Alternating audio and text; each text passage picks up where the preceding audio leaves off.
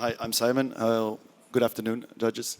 I will be presenting our office design for a creative platform called LinkLab. LinkLab is a platform that houses various creative agencies, urban planners, as well as architects for major developments, private housing, as well as interior designers have their workplace in this office space. The idea of the platform played a crucial role in interior design. None of the offices has his or her own space. The entire floor is shared as an office space and as a space for architecture workshops, networking events, and lectures, and so on. The possibility of a multi-use of the space was very clear when we started sketching the first floor plans. The multi-use already proved their worth since finishing about 11 months ago. The communal spaces have already been used for kids' parties, marriage receptions, for families and friends of employees, but also fashion photo shoots and so on. It was key that the space was not only a workspace during the week, but also a meeting place during the weekends. The alliance of agencies reflected in the name LinkLab was looking for a spacious floor in the heart of the city of Kortrijk, Belgium. It's quite a small town in Singapore standards, but in Belgian standards, it's what middle big. It ended up with this commercial plinth of a residential complex, which had been vacant for 10 years, originally designed and built to house a large concept store. The external escalator, which provides access to the office space, is incidentally testament to this. Upon entering, no explicit reception is envisaged. This eliminates any barrier to entry and immediately puts the visitor at the center of the creative platform. None of the entities claim any space through branding or demarcation. On the contrary, designers from different agencies sit interchangeably.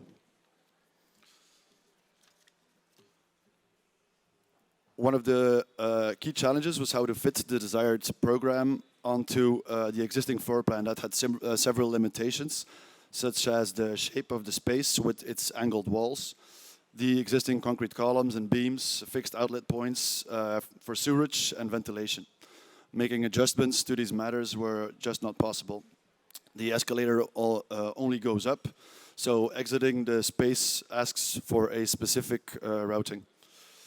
In addition to desk space, there was of course need for closed meeting rooms, places for internal consultation, sanitary facilities, storage space, communal spaces with bar and kitchen, etc.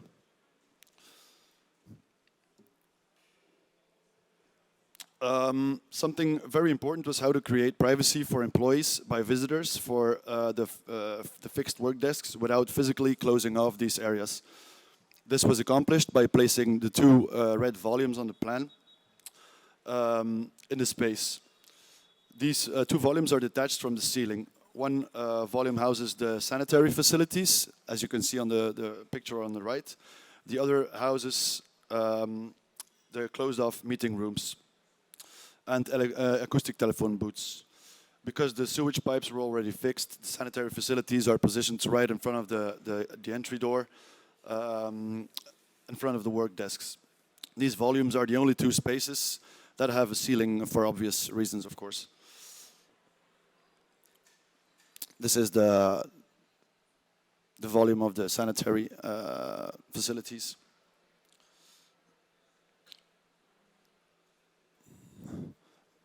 The central access between the front door and the elevator in the back is designed to be more public, with meeting rooms for external visitors.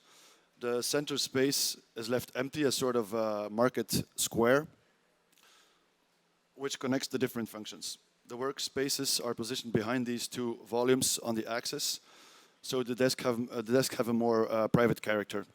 Not stretching the volumes the entire height of the space also made sure that the human scale was not forgotten.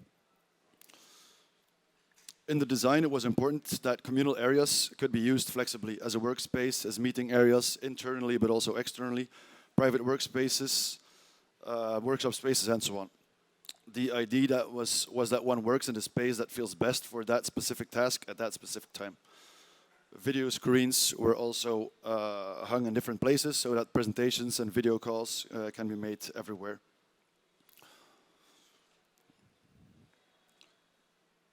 We filled in spaces according to the shape of the spaces. For example, the board meeting room has a triangle table because the space is a triangle.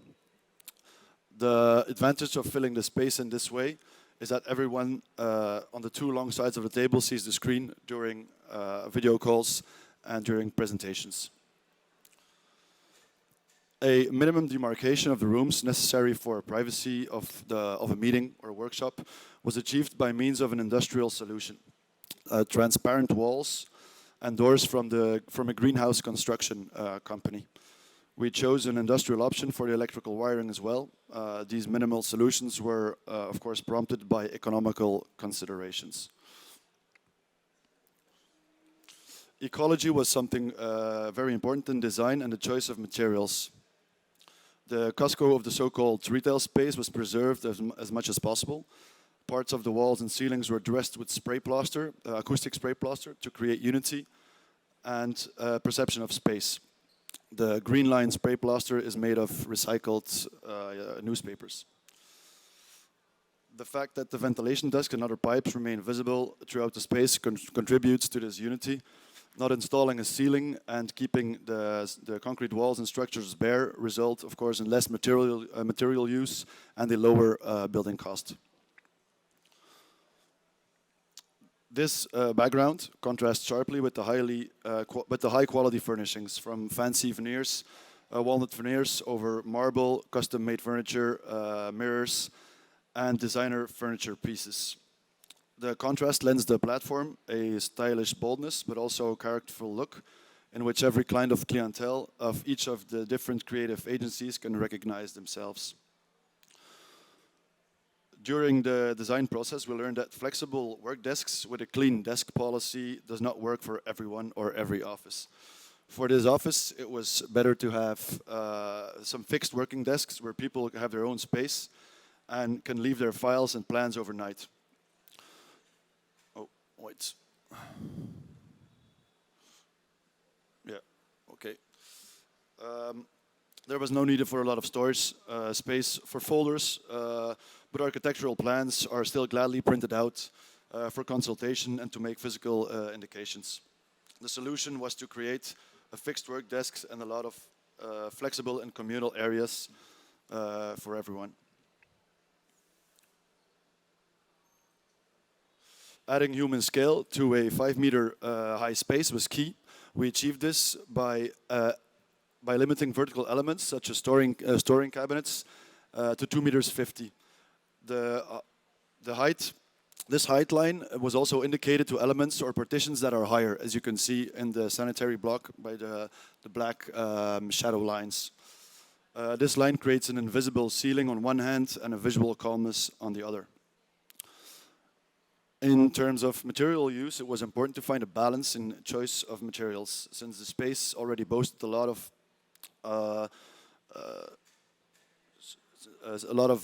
industrial materials, like the concrete walls and ceilings and visible technical installations. It was key to tip that scale with some more luxurious finishes. Like I said, walnut veneer, marble tops, and some mirroring. That's a picture of a phone booth on the left and the toilet of the sanitary facilities inside on the right. So that concludes my presentation of our design of the Link Lab office. I hope you have enjoyed it.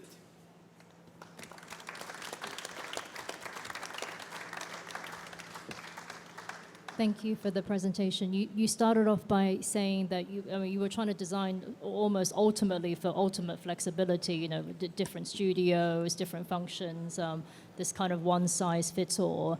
And I appreciate flexibility is very hard in the workplace because there's that fine balance between sort of jack of all trades and king of none, What's your own assessment of this space? How does it meet with that flexibility? Well, the most important thing was that we have the two types of workspace. So we had the fixed work desks for the employees, for ourselves as well, the founders of the different companies. Because we have a lot of documents that you like to keep around at your computer and everything. So we added the flexible layer just by putting in a lot of different spaces. Like we had these open meeting spaces in between the workspace, so a round table just in between two work desks in the open space, the bar that can be used to work freely. It's used like this also, so people work at the bar. Sometimes people work wherever they want. It really works for us. Did you feel like maybe the different studios didn't get a sense of their own identity, if it was sort of a one-size-fits-all? Are they very happy working in that environment? Yeah, I had the same question yesterday. The clientele, being architects, it was maybe the hardest job I ever did to design for other architects. But in the end, I think we all had the same idea, had the same goal, that it needed to be something that that works for everyone, that has a color palette that works for everyone. We didn't use colors that are in logos of the different companies, but we made like this warm gray space with some luxury touches, with a lot of green now that is implemented. So it really became something that everybody likes and everybody can identify himself with.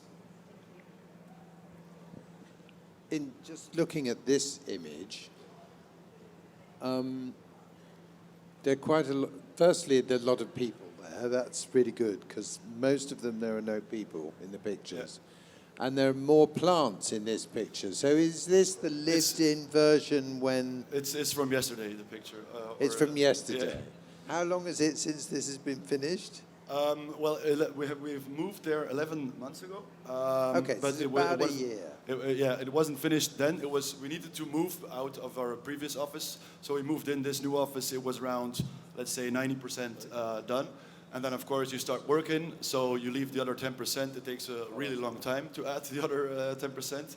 So the other 10% was a lot of work. It kind of looks better when it's lived in, but I'm intrigued by the plants hanging from the ceiling. Yeah. Do they actually grow, or are they plastic? No. The plants on the floor are real plants in pots. The ones on the ceiling are fake plants. Why did you do that?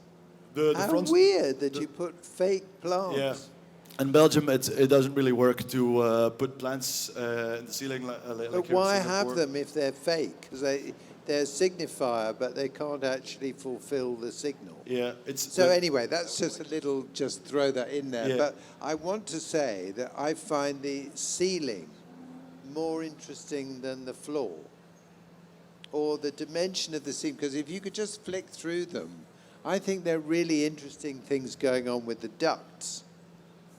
Because the ducts do naughty things. They kind of veer off in funny directions. And this one, all of them. My interest is all to do with the ducts. So since the which building, I don't think is your intention. No. The building has been there for 10 years, of course. The upper floor, so the first floor, second floor are shops and offices. Everything above are apartments. So a lot of these ducts and sewage piping are from the apartments above.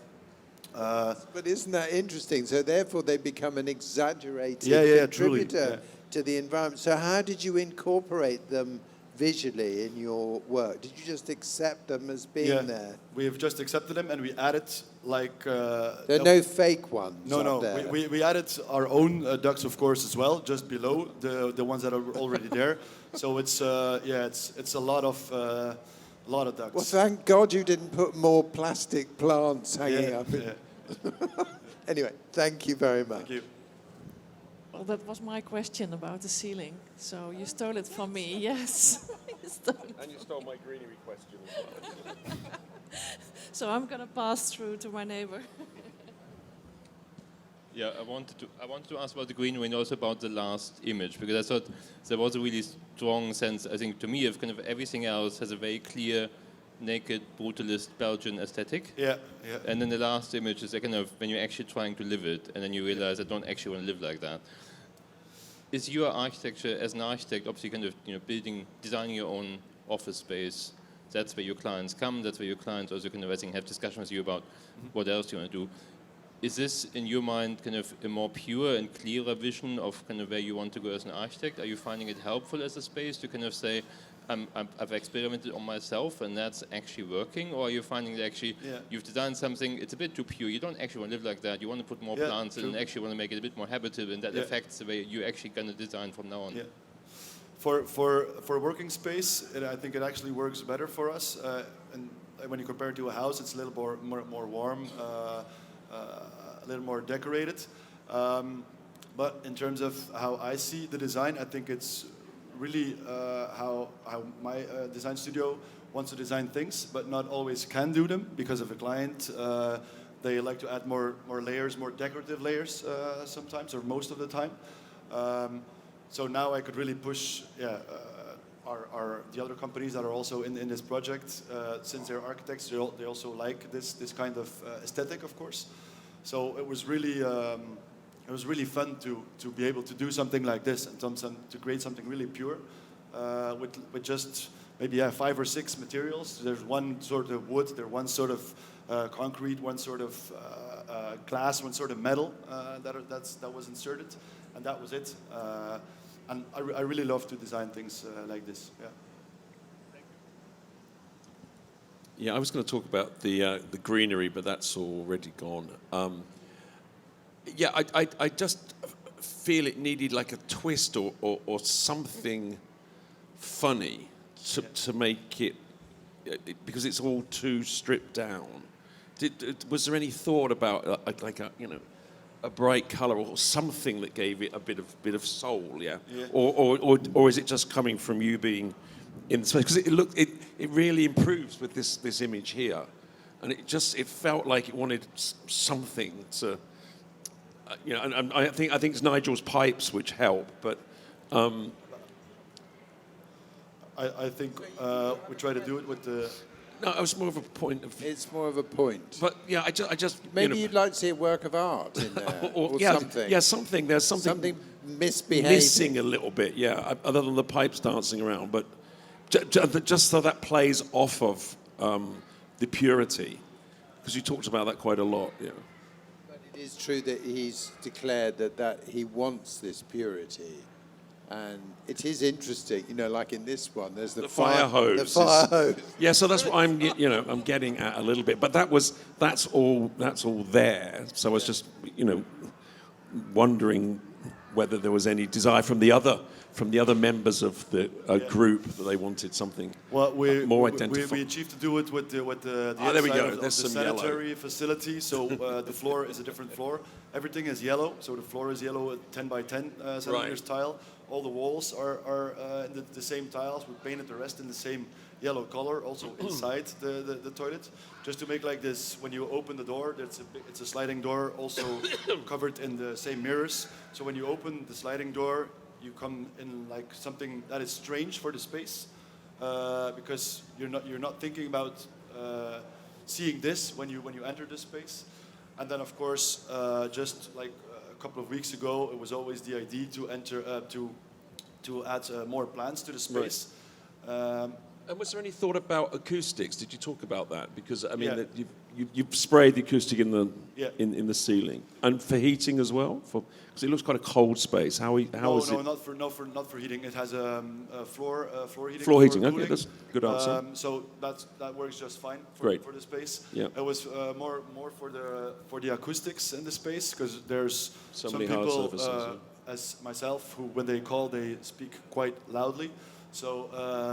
It was a discussion when we were designing. Well, it wasn't actually a discussion. It was clear from the start that the ceiling would be the acoustic spray plaster.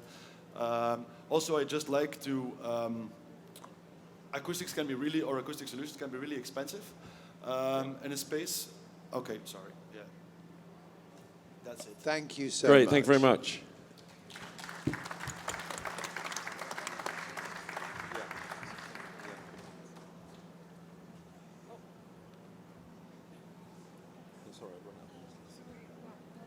Are you guys ready to listen to the other one? All right. It takes about after that.